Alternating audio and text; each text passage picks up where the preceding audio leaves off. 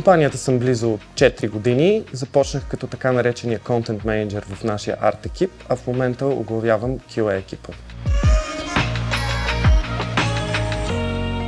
Това, което ме мотивира да остава в компанията е, че Chibi съчетава най-доброто от големите корпорации и от малките компании. Имаме гъвкави процеси, които можем да адаптираме към една динамична среда.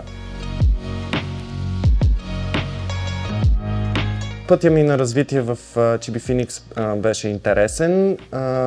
Както казах, започнах като контент менеджер в арт екипа, изявих желание да бъда QA и след като се откри такава възможност, ми се предостави шанса да се докаже и се преместих в QA екипа, който сега оглавявам.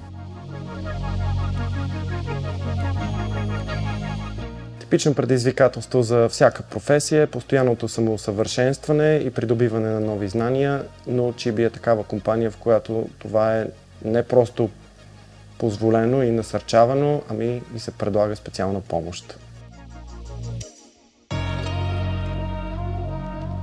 Освен техническите умения, които всеки от нас трябва да развива всеки ден, едно умение, което развих в компанията е индивидуалният подход към всеки служител. Хората са различни и не за всеки работи едно и също. Част от моите задължения са да открия именно този индивидуален подход. Това, което оценя най-много е доверието, което ми е гласувано да бъда начело на този екип и факта, че мога винаги да задавам въпроси, на които винаги се обръща внимание и ми се помага, ако имам нужда от помощ именно за екипа.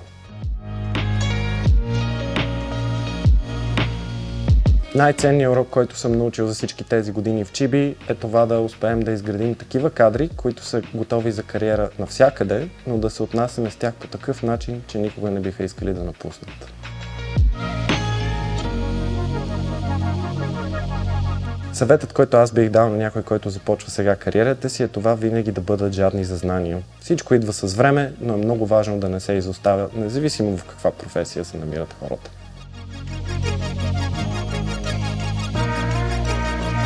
Моите отговорности в Chibi са свързани с организирането, подобряването и воденето на всякакъв вид тестване на нашите софтуерни продукти. Разбира се, не бих могъл да се справя без брилянтния екип, с който разполагам и съм безкрайно благодарен.